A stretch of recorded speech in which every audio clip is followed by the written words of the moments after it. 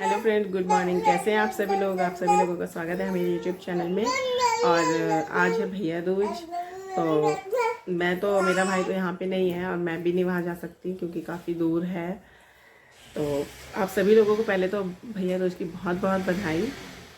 और मैं नहीं जा सकती भैया दूज पे अपने घर क्योंकि बहुत दूर है और वो भी नहीं आ सकता यहाँ पे। तो मैं तो ऐसे ही मनाऊँगी, लेकिन हाँ, इस बार शिवी का और आरव का पहला भैया दूज है तो वो लोग सेलिब्रेट करेंगे। तो आज के ब्लॉग में मैं आपको वही दिखाऊंगी कि उनका फर्स्ट जो है कि भाई दूज कैसे सेलिब्रेट हुआ।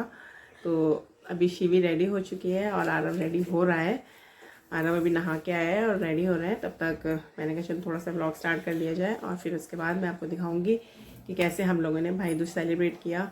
मैंने जस्ट नॉर्मल सिंपल सी, क्योंकि ऐसे ही जस्ट मैंने तो घर की साड़ी पहन ली है, कभी कभार मैं पहन लेती हूँ ये साड़ी घर पे। तो आज मैंने पहनी, मैंने कहा चलो इतनी पुरानी भी नहीं है तो नहीं, पर ठीक है, मतलब जस्ट घर में पहनने के लिए मैंने कहा चलो आज साड़ी पहन लेते हैं और इनके साथ साथ पहन ली, वरना मैं कभी नए कपड़े पहनती नहीं भाई दूज पे।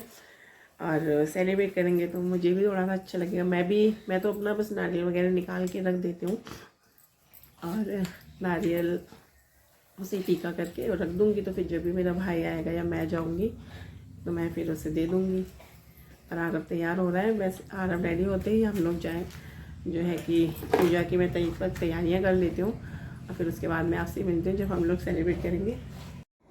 तो यहाँ पर हम आ गए हैं और मैं सामान वगैरह ले आई थी और शिवी को बिठाया मैंने। शिवी तो सब बैठ के खेल रही है अभी।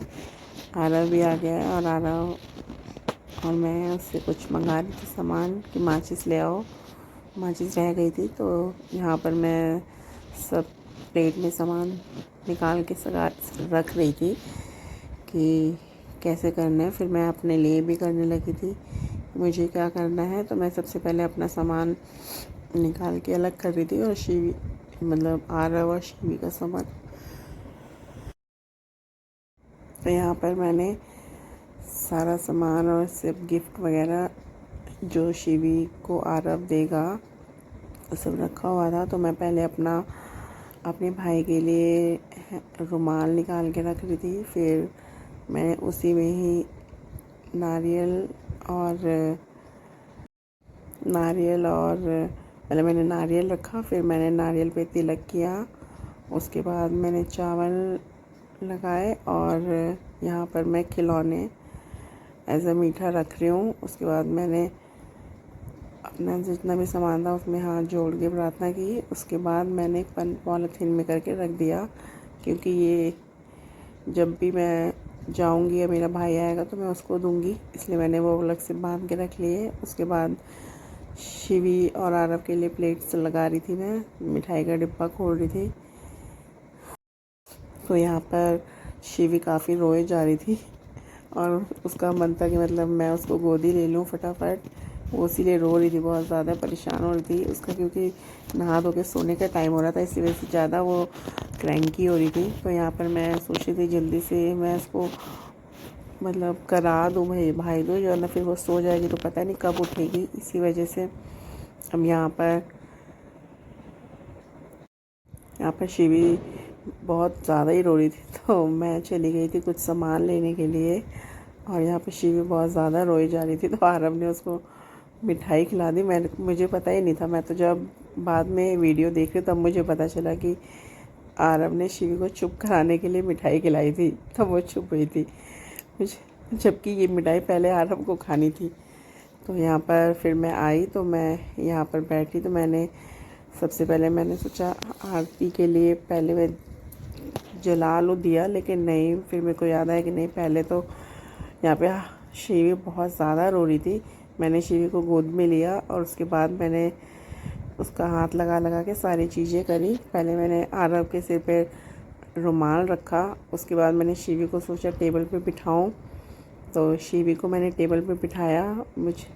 और शिवी हर चीज़ को पकड़ रही थी, हर चीज़ को पकड़ने के लिए कोशिश कर रही थी। तो मैंने सोचा कि फिर क्योंकि सामान बिखा हर चीज़ को शिवी पकड़ने की कोशिश करी थी, मैंने उसको साइड किया और सबसे पहले उसका हाथ लगवाने के बाद कलावा बांधा आरव के हाथ में और कलावा बांधने के बाद मैंने उसे तिलक लगाया, नहीं पहले मैंने उसे नारियल दिया, शिवी का हाथ लगा के नारियल और मिठाई जो होती है मीठा चीनी की मिठाई जिसे खिलौना कहते हैं, ये मैंने उस आरव के हाथ में दिया। आरव बोल रहा है मैं दोनों हाथ में कैसे पकड़ूंगा, तो मैंने कहा पकड़ लो, थोड़ी देर ही पकड़ना है। फिर उसके बाद मैंने उसको टीका लगाया।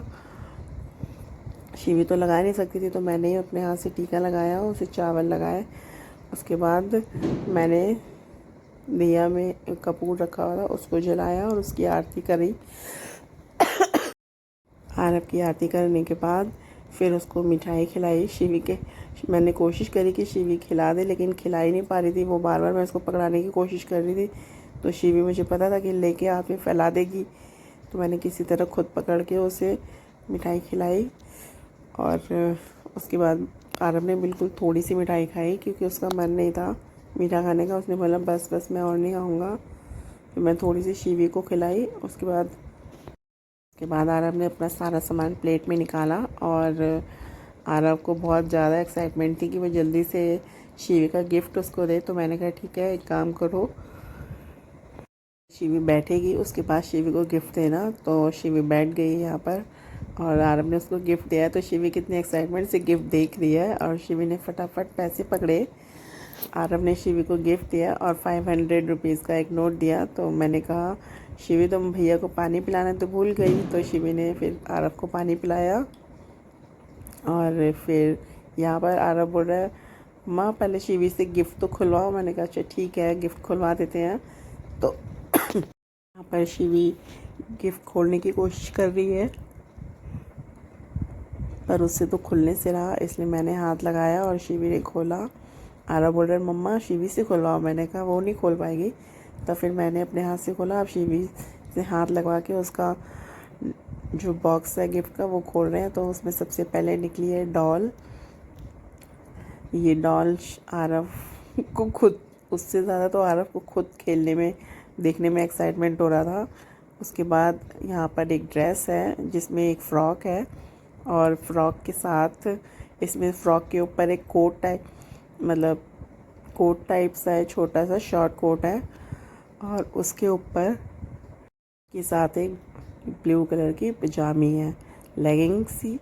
तो शिवी यहाँ पर भैया दूज कर चुकी है। इतना रो रही थी, इतना रोती है ये रक्षाबंधन में भी खूब रो रही थी और यहाँ पे भी खूब रो रही थी। अब चुप हो गई है। अब इनको बस आराम से, इनको गिफ्ट चाहिए था, गिफ्ट शायद गिफ्ट चाहिए होगा, पता नहीं। और अभी देखिए कैसे खुश हो रही है। हाँ आज तो शिवी ने न्यू फ्रॉक पहनी है। अरे वाह देखो, आज तो मैंने न्यू फ्रॉक पहनी है।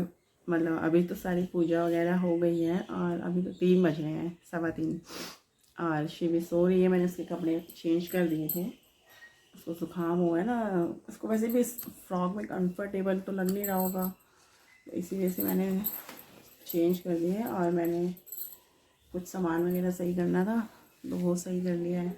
एक्चुअली हमारे यहाँ ना रिलेशन में शादियाँ आ रही हैं अभी। मतलब मेरे हस्बैंड के बुआ के लड़के की शादी है एक, वो 24 को है। अभी 24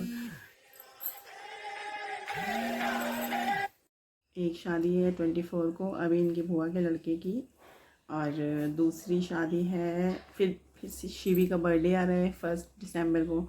हम लोग कुछ खास बड़ा सेलिब्रेट तो नहीं करेंगे इस साल, अभी सिंपल सा ही करेंगे घर में ही। देखते हैं क्या प्लान है। अभी कुछ खास प्लान भी नहीं है, क्या होगा क्या नहीं होगा अभी कुछ नहीं पता।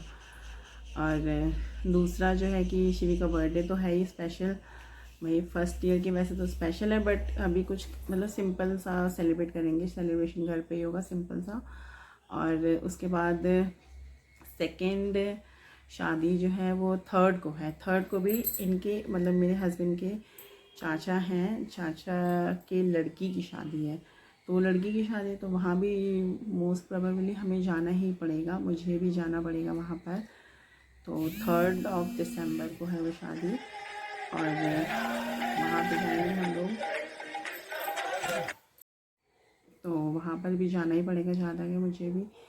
और उसके बाद इनके मौसी की लड़के की शादी है, जिसका भी मैंने आपको शायद पीछे बताया भी था कि तिलक था, गोद भराई थी, लेकिन मैं जा नहीं पाई थी, मेरी तबीयत नहीं ठीक थी। शिवी की तबीयत नहीं ठीक थी पहले, फिर उसके बाद मेरी तबीयत नहीं ठीक थी, तो इस तरह से मैं जा ही नहीं पाई। तो अभी शादी में तो जाना ज़रूरी है, ससुराल की शादी और जाए ना, ऐसा तो हो ही नहीं सकता ना, चाहे कितना भी ना जाना हो पर फिर भी जाना ही पड़ता है। तो उसमें भी जाएंगे, मतलब मैं भी जाऊंगी। मैंने तो इवन कल साड़ी भी ख़रीद ली है, पर मैं अभी आपको दिखा नहीं सकती क्योंकि वो साड़ी अभी शॉप पे ही है, अभी रेडी होने के लिए दी हुई है ना, तो मतलब उसमें फॉल पिको वगैरह होके मिलेगी साड़ी, तो कल मिलेगी शायद। कल शाम को मेरे हस्बैंड जब ऑफिस से आएंगे तब लेते हुए आएंगे।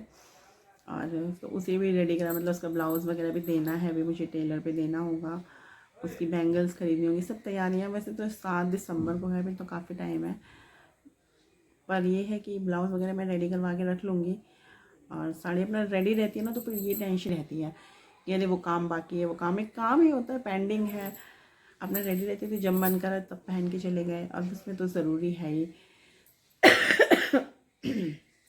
तो अभी वो है, उसमें भी जाना है, तो इस वजह से ना थोड़ा बहुत सामान निकाला मैंने, कुछ साड़ियाँ और कुछ गर्मियों का जो सूट्स वगैरह थे वो रख दिए मैं ना, क्योंकि विंटर्स में ना गर्म सूट पहनती, मेरे पास हैं 1-2 सूट, तो मैं वही पहनती हूँ, या कुछ 1-2 और पहन लेती हूँ जो मुझे लगता है कि मैं गर्मी में नहीं पहन पाती, उन्हें विंटर्स में पहन लेती हूँ।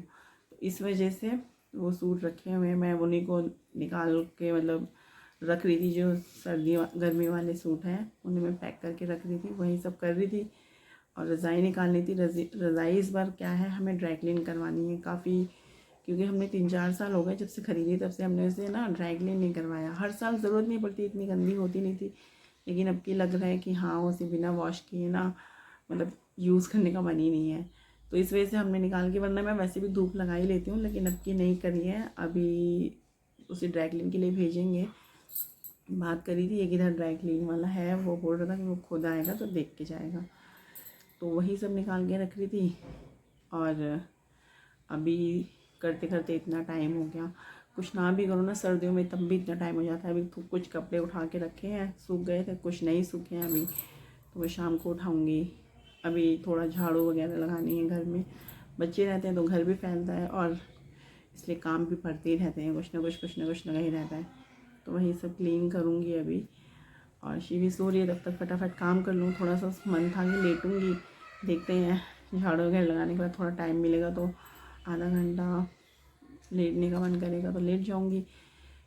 आज पता है क्या है, आज मेरे को ना उस दिन हम लोग जब वहाँ पे गए थे, ये देखिए ये मिला था, और जब हम उस दिन क्या नाम है, अरे वो धनतेरस वाले दिन जब हम लोग गए थे ना, तो वहाँ पर ये कैलेंडर मिला था, बहुत सुंदर लग रहा था, मतलब बहुत सुंदर लग रहा है, बड़ा सा है काफ़ी, आप लोग खुद ही देख सकते हैं, ऊपर से है, मतलब इसकी हाइट 5 फीट के आसपास है।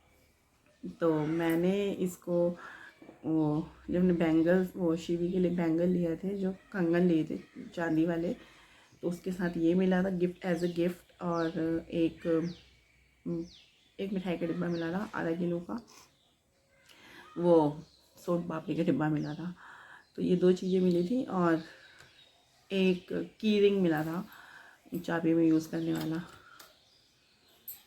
तो इस तरह से ना मैंने सोचा, मैंने अपने हस्बैंड को बोला कि कमरे में लगाएंगे, तो उन्होंने नहीं लगाना, उनको ना एक्चुअली ये भगवान वगैरह की इमेजेस से थोड़ी सी प्रॉब्लम है, तो इसी वजह से मैंने कहा नहीं। तो मैंने सोचा कि रखा रहेगा, मैंने सोचा ड्राइंग रूम में लगाने के लिए, लेकिन मैंने सुना है ना कि राधा कृष्ण की पिक्चर्स जो होती हैं, पिक्चर अपने बेडरूम में लगाने से अच्छा होता है, पॉजिटिव वाइब्स आती हैं। तो मैंने सोचा चलो क्यों ना हम भी ट्राई कर लेते हैं, जब है तो क्यों ना। तो मैंने खुद ही इसमें कील वगैरह किसी तरह से लगा के दीवार में कील लगाई, उसके बाद फिर मैंने इसको टांगा, आज ही सुबह टांगा है, देखते हैं हस्बैंड का क्या रिस्पांस रहता है शाम को आके, कहीं ऐसा ना हो बोले इसे हटाओ इसे उतारो, तो फिर अगर वैसे उतार, अब थोड़ा सा तो करना ही पड़ेगा ना ज़बरदस्ती, तो वही चीज़ है कि मैं ज़बरदस्ती अब इसे हटाने वाली तो हूँ नहीं, अब लग गया तो लग गया, और अच्छा भी लग रहा है। कौन सा दीवार ना खाली खाली सी अच्छी लगती है, हमारे यहाँ पे सिंपल सी है, बहुत सुंदर लग रहा है। सबसे अच्छी बात है ना कि बहुत क्यूट लग रहा है, दूर से थोड़ा ऐसे लग रहा है, जब शाम को लाइट वगैरह जलेगी ना तब और अच्छा लगेगा। तो फिलहाल टांग दिया है, देखते हैं। और तो बस यही है। और फिर शाम को देखते हैं, आज शायद आरव के ट्यूशन टीचर भी आएंगे, 3-4 दिन से छुट्टी थी, वो अपने घर गए हुए थे, तो आज वो भी आएंगे तो ट्यूशन पढ़ाएंगे। तो आरव भी अपना काम वाम करके फिनिश करके वो भी बैठा हुआ है, उसकी भी छुट्टियां थी, आज लास्ट है, कल से स्कूल खुलेगा क्योंकि आज भैया दूज है ना, तो इसी वजह से आज जो है कि छुट्टी है। अच्छा ही है, मेरे हस्बैंड की नहीं थी, उनका ऑफिस खुल चुका है, वो आज ऑफिस गए हैं, उनकी तो 4 दिन की छुट्टी हो गई, उनका वही बहुत है क्योंकि उनका कई बार क्या होता है कि सैटरडे संडे, जैसे सेकंड सैटरडे संडे ऑफ होता है, थर्ड सैटरडे संडे ऑफ होता है, तो समटाइम्स क्या होता है कि मतलब इतना ज़्यादा वर्क प्रेशर होता है कि सैटरडे को भी छुट्टी नहीं मिलती, इवन संडे को भी नहीं मिलती, ये हाल है। तो इस बार 4 दिन की थी तो मतलब खुशी भी थी, थोड़ा सा उनको प्रेशर भी था कि भाई काम नहीं हो रहा, काम नहीं हो रहा। अब फेस्टिव टाइम है, थोड़ा सा कुछ होता है, ठीक है, हर के काम करते रहना चाहिए, बट फेस्टिव टाइम में सभी बिजी हैं, सब अपने आप में बिजी हैं, फेस्टिव सीजन बिजी हैं, तो कौन इन सब चीज़ों में रहता है। मैंने तो उनको बोला भी, लेकिन फिर भी गए थे अपना एक आध मीटिंग करने, अब नहीं रिस्पॉन्स निकला या जो भी है, काम तो चलता ही रहता है, हमेशा का ही है ना। तो वही चीज़ें हैं, अपना गए हैं, अब देखते हैं। प्राइवेट सेक्टर तो ऐसे ही होता है, और ख़ास करके जो ये इंश्योरेंस सेक्टर है बहुत ज़्यादा ऐसे ही है। मुझे भी पता है इस बारे में, वर्किंग रही हूँ मैं भी, और तो थोड़ा बहुत रहते ही प्रेशर तो है ही है हर फील्ड में। आजकल तो गवर्नमेंट सेक्टर भी है तो उसमें भी प्रेशर है। हाँ, कुछ चीज़ें, कुछ सेक्टर्स रहते हैं जिसमें थोड़ा कम प्रेशर होता है, लेकिन काम तो हर जगह है, बिना काम के कोई आपको सैलरी नहीं देता, चाहे फिर वो गवर्नमेंट हो चाहे वो प्राइवेट हो। हाँ, ये है कि गवर्नमेंट सेक्टर में थोड़ी सी सहूलियत मिल जाती है आपको, प्राइवेट सेक्टर में वो सब सहूलियत नहीं मिलती, तो बस इतना ही फ़र्क रहता है, अदरवाइज़ काम तो मिलता है। हाँ, गवर्नमेंट सेक्टर के थोड़े बेनिफिट्स ज़्यादा होते हैं अगर हम कंपैरिजन करें प्राइवेट सेक्टर से। और इधर हमारी साइड क्या है, मतलब इधर जो है कि बनारस और बिहार साइड क्या है, यूपी, ईस्ट यूपी में जो है क्या है कि इधर के लोगों में ना मतलब गवर्नमेंट जॉब का क्रेज़ ज़्यादा है। मतलब गवर्नमेंट जॉब के लिए वही है ना, आप लोगों ने कई बार देखा होगा कि कहते हैं ना काले, समटाइम्स क्या होता है कि लंगूर को हूर मिलने वाला जो एक किस्सा है ना, एक जो कहावत होती है, उस यहाँ पे कम्प्लीटली काम करती है। क्योंकि कई बार मैंने खुद देखा है कि रिलेशन में या मतलब ऐसे कई जानने वालों में कि सही में ऐसा आपको लगेगा कि इन लोग लड़के की शादी अगर उस लड़की से सिर्फ हो रही है तो सिर्फ और सिर्फ पैसे के लिए ही हो रही है, नौकरी के लिए ही हो रही है। तो बस यहाँ पे ना लोग नौकरी पे फोकस ज़्यादा करते हैं। अगर लड़की अच्छी नहीं भी है, मतलब सॉरी, लड़का शक्ल सूरत में कैसा है डजेंट मैटर, बस अच्छी जॉब है, गवर्नमेंट सेक्टर में जॉब है, अच्छा कमाता है, इट्स सफिशेंट फॉर एवरी की शादी, किसी भी लड़की की शादी।